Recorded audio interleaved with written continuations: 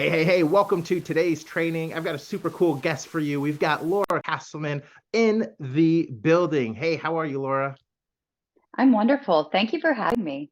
Yeah, well, I'm super excited because I've kind of like watched from afar and been like a fan essentially, and like, oh my gosh, this person is killing it. And then I saw that you've got a book coming out and a bunch of cool stuff. So I'm really excited to dive into this call. But for the folks who may not know who you are, can you give us a little bit of a background on your story, what you do, and let's start with that. Sure. Well, current version of Laura is CEO of JVzoo and co-founder of Vita Street, which is a media agency. And my book, Trust Your Increments, is being published this March. So that's current Laura. Background's a little different and crazy, but that's where we are today. That's awesome. So you're the CEO of JVzoo, which is a huge platform. Everybody knows, especially every marketer knows about JVzoo. How did that come about? Tell me how that started. Did you start JVzoo, become a CEO? How did that work? Yes, so I did not start JVzoo. My background is performing arts, actually. So I always knew from the age of 3 years old I was going to become a Radio City Rockette. I declared it to the world long before I knew what the secret was or putting anything out there to the universe. I just was who I was, and my three television channels that I got in my small town, I saw the Rockettes on the Macy's Thanksgiving Day Parade and declared that's what I was going to do. I guess people that didn't, well, even my parents, I guess they didn't realize that Laura is the type of person that when I say I'm going to do something, I'm going to do it. So even at 3, I was planning, like, how am I going to do this? I've never been to New York. I've never been outside of South and North Carolina. How do I make this happen? And I am a planner and mostly I'm a doer. So I went to New York City eventually after I had done all these steps in dance and performing and other shows to become a Rockette. But not only did I audition for the Rockettes and study dance when I was in New York and become a Rockette because I did do Whoa, that, but go. but I also dual resumed the whole time because I knew that I was never going to retire from dance performance and open a dance studio. So by the end of my dance career, I was performing 3 months out of the year with the Radio City Rockettes at the Christmas Spectacular at Radio City Music Hall. And then the rest of the time, I was working in corporate America, each time coming back to a promotion after I'd taken 3 months off because during the rest of the year, I was killing it. After that, when I decided to step down from dance, I stepped into my first executive position in New York City. From there, but kind of the rest is history. Eventually, I reached out. My ex-husband, Chad Castleman, is one of the co-founders of JVzoo. We were talking about JVzoo, some of its issues that they were facing as they were growing, because they were growing so fast. Right. And he was coming to me with questions and answers. And I finally was like, I want to work with you guys. Met Brian Zimmerman, who was the current president and CEO at the time. Met him, talked to him. It was like 6 months before they even hired me Wow. as, yes, as a consultant to COO to CEO.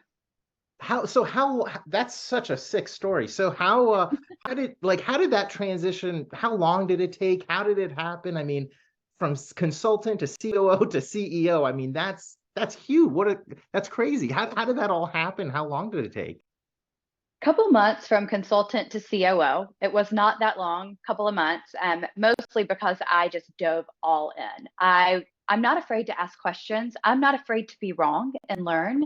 I think a lot of people get held up in life by they're embarrassed to be wrong. They're embarrassed to ask questions, and I'm not. And I think that helps me learn at a faster rate because I'm not letting my fears stand in my way or embarrassment. I'm just like, hey, I'm learning this. And until I learn, Brian Zimmerman was like, hey, until you watch every help desk video and read every help desk article, don't come to me with a question. Fair, right? Mm, But then I would go to him and say, hey, I watched this. I tried these things out. Here's where I got blocked. This is where I think there's a disconnect for the user experience because I have a question. I can't get past it. I've Googled. No one else is telling me how to do it. I need the answer, and then I'm going to fix it for your help desk. So eventually he was like, he made me the COO because I was also saying, also, this is how you're losing money. This is how we can cut costs. This is how we can do this. And then I didn't even know when I was going to be made the CEO. That was 2016.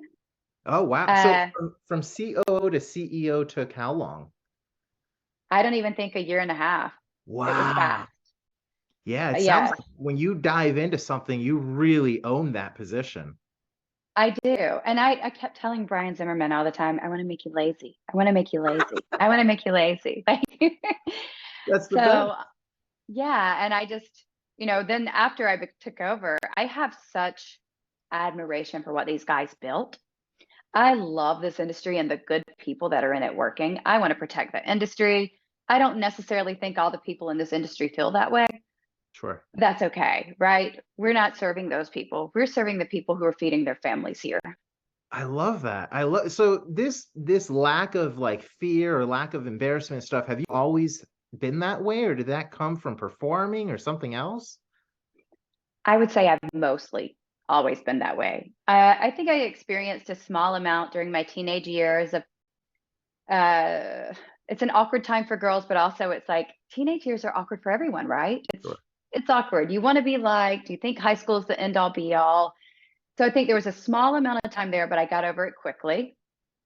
And I will say, friends, group of solid friends, the people we choose to surround ourselves with influence so much of our lives that it is massively important, especially as adults. We know it for younger people, right? We look at it and we say, oh, they're not hanging around with the right people now. But as adults, if we have such a small bubble and that bubble doesn't expand to where we want to be, we're never going to get there. So I So, think like that's one of the things, the friends we surround ourselves with. And I experienced it when I first went to New York City as well. I was in this big city. I was this small town girl, where and did I you was come like, from again? Did you say South Carolina?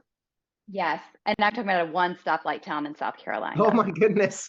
That's so I cool. graduated with 17 other people. Wow. What a change. How was it when you first landed in New York? Was it like your first time when you moved? Had you visited before? I visited one time for 2 days prior, and it was overwhelming. It, I can imagine. I was excited, but I was quickly lonely. I didn't know anyone there. I had no family, no friends. I just had goals, So it took work. It took work to make friends. It took work to get out there. It took work to accept being rejected every day with no friend to go and talk to about my rejection, right? Right. Wow. So it just was building again and surrounding myself with the right people. Yeah, well, it definitely sounds like you're not scared of anything, and you've got some real thick skin, which would, I mean, that's a credit to you. Especially, I can only imagine going from like a small town to New York. Like that is like the biggest town ever. It's like the complete opposite. That's so nuts. So, what inspired you to write this book that you've got coming out shortly, and what's that about? So the book, and hold on, I'll grab it. It's over here. Oh yeah, Ta-da! Shameless plug. I love it. So Trust Your Increment is about how small, consistent steps can lead to massive success. We all love the story of like, this was hard, but look what I did. Or I came from a small one stoplight town. I went to New York City and I made all my dreams come true, right? But I think a lot of times we look at those stories and we think, "Ugh, that person's just special. Not one thing about me is special or unique except to my parents, as it should be, right?" So I think I was looking at this book as they're just basic business steps that everyone can take. We just have to keep working towards them every day, handle rejection, and keep picking ourselves back up and going towards what we want. So I started writing the book because of that. And I started writing it, I think in 2018, a little at a time. Wow. I'm pretty busy, right? Like I run JVzoo. I started another company. I'm also spinning up a financial publishing company right now called Hustler Trades. Oh Um, wow. I work a lot. I also have a 2-year-old, um, Superwoman over here. That's amazing. but I'm not. And that's the thing is that I'm a believer in checklist. I do really simple things and I check things off my list. I just am like, hey, what's the next step? What's the next step? I don't say, hey, I'm going to write a book and just go write a book a week. I work on it. You know what I mean? And I just don't ever quit. I don't say, oh, that once was my dream. I Yeah. just say, hey, I'm still working on that dream. Yeah. Are your parents similar to you with this like serious drive? Because it's like you had it from a child, say, I'm going to be a rockette, and then you went and did it. Now you're the CEO. You've launched all these other businesses. Is your family the same way? My mother was a school teacher. My father owned a roofing and construction company, but my parents worked really hard to, one, educate me and to make sure that I knew. And this was what they always told me: you can do anything in the world that you want to do as long as you're willing to put in the work. And my mom, there are times like when I was going through rejection for maybe a dance gig or something later in life, or I got bypassed for a promotion that I wanted so badly, my mom would say, "This is my fault. This is my fault for telling you that you could have anything as long as you worked hard. That's not the way the world really works, Laura. Like, the world isn't fair. And I should have never told you that." And I'm like, are you kidding me? That's exactly what you should have told me. Right. Because the world isn't unfair either. The world's indifferent. The world's just indifferent to each of us. How we live our lives, with great things that happen and bad things that happen, that's up to us. Yeah, man, what a great way of looking at life. And so I assume, you'll be passing this on to your child as well, this kind of way of thinking. That's huge. I really try. Like every day when I get my daughter up, since she was born, I tell her today is a great day to have a great day. And that doesn't mean that the whole day is going to go our way, right? But also, one of the things that we do every day when I'm driving her to school and is that we talk about, even before she could talk, I list the people that love her. And now, because she's 2.5, she lists the people that love. I say, "Who loves you?" And she starts making the list. And I would say she was almost 14 months old when she started adding herself first. And Ooh. that's the key. I truly believe we have to love ourselves. We have to believe in ourselves, and we need a support system. And the support system doesn't have to be large, but you have to know these are my people that no matter what, they think I'm fantastic. With all the scars, all the bruises, all the things I mess up on, they still see me and love me. So I'm trying to ingrain that in my daughter so that she always knows I can fall a million times. These people still love me, and I love me, and I can get back up and I can try again. Oh, that's so great. I have my daughter's gonna be 2 in April, and so this is gonna. Ah, I tell her, you're so smart, you're so beautiful. I say all these things every day, but I like that right there. Who loves you? And then you start. Now I'm getting parenting advice here. I love this. So you list out first, I guess, all the things that you love and all the people that love your daughter, and then eventually you started asking her who loves you, and she started repeating it back. yes. And like I said, and then there was just a time when she said herself first. So And so, huge. yes, and I'll tell her too, I'm like, "That's right, baby girl. You have to be your own biggest fan." Self encouragement is an inside job, right? No one else can do that for us. We have to like ourselves. We have to be comfortable in our own skin. And I think, especially for girls, it's wildly important. There is an entire world out there of beauty magazines to make us feel ugly. And so girls have to know, I am a beautiful person, right? This is, we can play with this and do what we want to. We can put makeup on, we can fix our hair. But no matter if I have my makeup and my hair done, I am a beautiful person. And girls need to know that. Yeah. Yeah, man, that's powerful. That's powerful. So let me shift a little because I could go down this whole parenting route now. So Me this is too. so you kind of like in passing you talked about how you just started like two other companies. One was a financial publishing company and one was another one I can't remember. How did that happen? Like what how does that happen? You got so much going on. How did this start? How did this happen? So with JVzoo, first of all, we have such a huge user base. We have over 1 million affiliates. So doing events, attending events, doing our own events, I get to meet our users who are insanely awesome people. I met Simon Harris at one of the events, and I had already been communicating with Simon. I am very much hands-on. Anyone that's used JVzoo will know that eventually you will talk to me personally. It may be that I randomly jump into the support desk one day and I just start answering support tickets. And even though I'll Oh, say, "Hey, this might have Jared's name on it because I don't know how to change his name in support, but it's actually Laura, the CEO," you know? Um, and I do that because it helps me see the problems my employees are facing, but it also helps me, let the users know I'm right here. Most of the users also know, like our Facebook group, you can post in there and I'll probably beat my support team to answering you in the Facebook group. So I had already been talking to Simon and I had been helping him for years and I had seen him as a JV manager and the great stuff he was doing. I was like, wow, this guy's on it. I believe we were speaking in Portugal at an event and we just spent like the whole event talking. It wasn't long after that he moved to the US. We were like, he was helping me. I was consulting with him with some stuff for JVzoo. I was like, hey, I need to improve some marketing with these things. I want to address these things. And eventually we just were like, we should work together. So Simon is talented. He's so talented. And I was like, I definitely want to work with you. I don't want to just like consult with you and you consult with me. What can we do? So we started a media agency that it's doing great. Just like last year alone, which was our first full year, we spent over 40 million in Google ads alone. Sick. So yeah, it's doing well. And we found that we were running a lot of ads for financial publishing. And I have for a long time wanted to work with a female in financial publishing. I'm like, everything out there for finance is geared towards men, which is cool. Yeah. But women who make money don't make their money work for them, usually.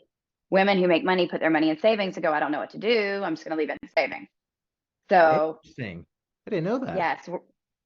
Yes, mostly. It's overwhelming how many women, because like I said, most of the financial stuff is geared towards men, older men too. It is, yeah. Yeah. There's a new trend more towards our age, right? But of men, but generally speaking, and that's with a lot with cryptocurrency as well. Generally speaking, it's like, hey, are you older? Do you have money? No, I've written stuff in the financial space, and it is. I remember when I was being like copy chiefed on like how to write from. They're like, these guys, just imagine like your old grumpy grandpa, about 55 is the youngest that we're really going after on here, And so yeah, that makes total sense though. So with the financial publishing company, then, is there like a female guru essentially that you're working? There is. How does that? So the company's Hessla Trades, and it's Amber Hessla. Nice. And she is by all accounts amazing. She is a former vet. She's a mom of 4. Wait, maybe 5. I think it's 4 though. I better verify that. It's a lot. And it's a lot of kids. It's a lot of juggling. I don't know how she does it. And she wins. Her picks win. And if her pick loses, she's losing with you. She is actively trading. She's not just throwing out picks. Yeah, she's impressive. Yeah, she's the real deal. So how did you guys get connected? Like I said, I've been in the financial publishing industry running media for them for a while. And I won't go into too much detail, but there was an opportunity and I asked someone. Oh man, that's too cool. That's too cool. Well, I'm happy for you because it sounds like you're doing a lot and you're also making an impact. It's not like you're it doesn't sound like you're doing just a pure money grab. Obviously, you're making money with this, but you're helping women because you saw the problem that they keep the money and save it, but they don't know how to invest or do anything else. And you're really making an impact with that. So that's super cool. Well, my goal was to have mostly female clients, but I will be honest, the majority of our list is male. Sure. Because they see she's winning. She's winning. Her trades win. Why wouldn't they go with her? Of course. So I want to be respectful of your time. How can people learn more about you, get that really cool book that you have right there, and just connect with you in general? Sure. My website, lauracasselman.com, goes to everything, whether it's the book, my Instagram, whatever I'm doing, it's on my website and you can reach out to me. I'm pretty responsive. You can DM me on Instagram, wherever. I'm usually there. And if it's someone on my team that's there, they let me know and I respond. Sweet. Awesome, guys. So make sure that you guys all go lauracasselman.com, check it out. I'll make sure I put it, wherever this video is in the description, all that stuff. Thank you so much for coming on. I really appreciate you doing this. This was really valuable for myself and everybody else listening.